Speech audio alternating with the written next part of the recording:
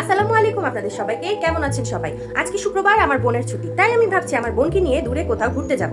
কিন্তু ঘুরতে যাওয়ার আগে হঠাৎ করে আয়নায় নিজের চেহারা দেখে মনে হলো আমার চুলের একই অবস্থা। আমার চুল বছরে বড় জোর 4 ইঞ্চি পর্যন্ত লম্বা হয়। এখন বলবেন যে ডিম ইউজ করেন, কলা ইউজ করেন, সব ঘরোয়া টোটকা ইউজ করে ফেলেছি, কিন্তু চুলের গ্রোথ তো হচ্ছেই না, বরঞ্চ চুল আরো একদম রুক্ষ শুষ্ক হয়ে পাখির বাসা হয়ে গেছে।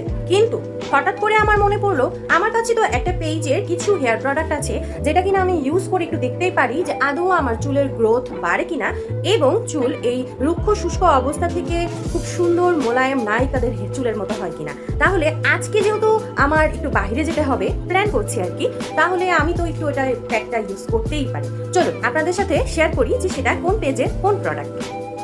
জি, এটা হচ্ছে হামানদিস্তার হেয়ার গ্রোথ টনিক, এবং এটা মোটামুটি আমি খুলে অর্ধেকটা কিন্তু আমার বোনকেও দিয়ে দিয়েছি, যেহেতু আমি আমার পূর্বের ভিডিওতে বলেছিলাম যে প্রোডাক্টটা শুধু আমার একার না, এখান থেকে কিছু প্রোডাক্ট আমার বোনেরও, তাই আমার বোনকে আমি অর্ধেকটা দিয়ে দিয়েছি এবং বাকি অর্ধেকটুকু আমার কাছে আছে। আমি ভাবলাম আজকে যেহেতু আমি একটু বাইরে যাব, প্ল্যান করেছি বাইরে যাওয়ার, তাহলে এটা একটু ইউজ করে দেখি যে এর ফলে আমার চুলটাকে একটু রেস্ট বা একটু ট্রিটমেন্ট করা যায় কিনা। তাহলে চলুন দেরি না করে এটা কিভাবে আমি গোলাই, মানে অনেকে পানি দিয়ে গোলায়, অনেকে নর্মাল অন্য কোনো অয়েলের সাথে গোলায়, আমি কিভাবে এটাকে মিক্স করি এবং চুলে ইউজ করি। প্রথমেই আমি একটি পরিষ্কার বাটি নিয়ে নিয়েছি। এরপর আমি চুলের পরিমাণ অনুযায়ী 2 থেকে 3 চা চামচ প্রোডাক্ট নিয়ে নিব। আপনাদের বেশি প্রয়োজন হলে আপনারা বেশি করে নেবেন, যদিও কৌটার গায়ে লেখা আছে 1 চামচ নেওয়ার কথা। এরপর আমি এটাকে মেশাবো টক দইয়ের সাথে। আপনি চাইলে সাধারণ পানি দিয়েও এটাকে মেশাতে পারেন, কিন্তু আমি আমার হেয়ার কেয়ার রুটিনে কলা, টক দই এগুলো রাখি। এটাকে আমি ভালোভাবে পেস্ট আকৃতি দেব। এই হেয়ার প্যাকে জবা, আমলকি, ত্রিফলা ছাড়াও রয়েছে অন্যান্য প্রাকৃতিক উপাদান। তো দেখতেই পাচ্ছেন যে আমি হেয়ার প্যাকটা আমার চুলে ইউজ করেছি, এবং এটা বলা হয়ে থাকে যে 15 মিনিট এটা চুলে রাখতে হবে, এরপরে নর্মাল পানি দিয়ে শ্যাম্পু দিয়ে আপনি এটা ওয়াশ করে ফেলতে পারবেন। কিন্তু আমি এটা 30 মিনিটস মানে আধা ঘন্টার মতো আমার চুলে রাখবো, যেহেতু আমার চুল প্রচুর পরিমাণে শুষ্ক রুক্ষ, যেটা কিনা ভিডিওতে অলরেডি আমি প্রথমেই দেখিয়ে দিয়েছি। তাই আমি একটু বেশি সময় যাবত রাখবো যেন প্রপার নিউট্রিশনটা চুল পায়, ঠিক আছে?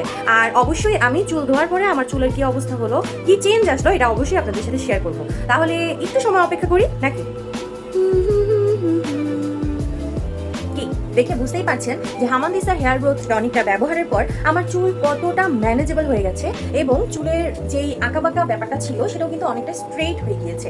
আমি বিফোর আফটার ছবি তুলতে ভুলে গিয়েছি, না হলে আমি অবশ্যই অ্যাটাচ করে দিতাম, কিন্তু আমি আমার চুলের এই পরিবর্তন দেখে, তাও প্রথম ইউজে, খুবই হ্যাপি। আমি আশা করবো যে আপনারাও অবশ্যই হামানদিস্তার হেয়ার গ্রোথ টনিক ইউজ করে এরকম রিভিউই দিবেন। আমার চুলের যত্নের জার্নিতে কিন্তু হামানদিস্তার হেয়ার গ্রোথ টনিকটা আমি যুক্ত করে ফেলেছি।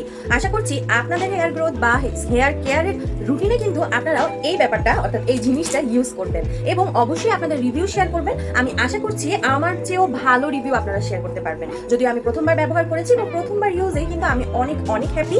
আমি তো এটাকে আমার পরবর্তী হেয়ার কেয়ার রুটিনে প্রত্যেক দিনই রাখার চেষ্টা করব। দেখা হবে পরবর্তী কোনো ভিডিওতে, ততক্ষণ পর্যন্ত আল্লাহ হাফেজ।